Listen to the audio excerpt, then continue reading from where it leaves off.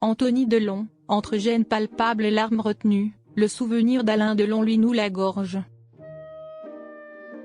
Invité dans l'émission Boom Boom, sur YouTube, Anthony Delon, à la fois ému et gêné, s'est confié sur un sujet précis. Voilà maintenant près d'un an qu'Alain Delon a rendu son dernier souffle, le 18 août 2024, dans sa maison de Douchy. Il a laissé ses 3 enfants, légitimes, dans la douleur et le conflit. Depuis, entre bataille d'ego, problèmes d'héritage et chagrin, Anthony Delon, Anouchka Delon, et leur petit frère Alain Fabien Delon, qui vient d'avoir un enfant, essayent tant bien que mal de reprendre le cours de leur vie. Invité dans l'émission Boom Boom, d'Alexandre Haro, Anthony Delon a fait part de ses sentiments ambigus.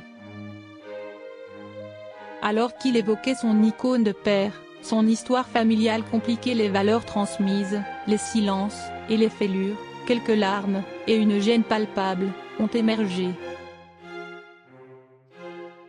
Anthony Delon sur son sentiment de solitude.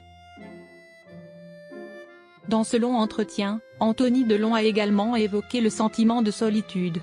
Un sentiment de solitude ressenti alors qu'il était enfant, et qu'il évoque notamment dans son livre Bastingage.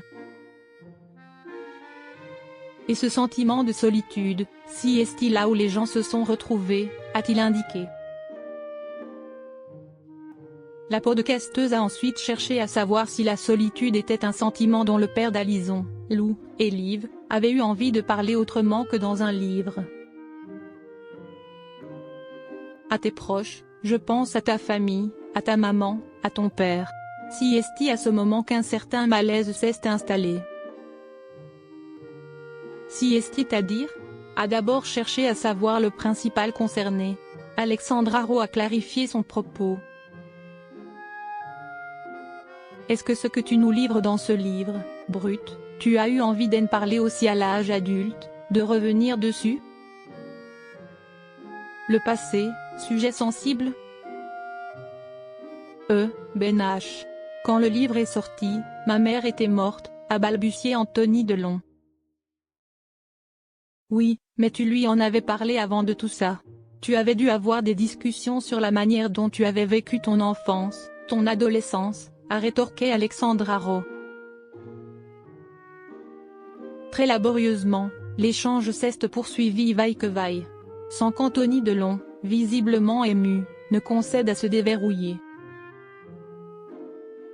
Il a un peu botté en touche. Oui, on en a sans doute parlé, comme d'autres choses, mais bon. La parole est une chose, l'écriture en est une autre. Quand tu écris, tu vas beaucoup plus profondément dans les choses, tu détailles plus, si est-il clair, a-t-il avancé.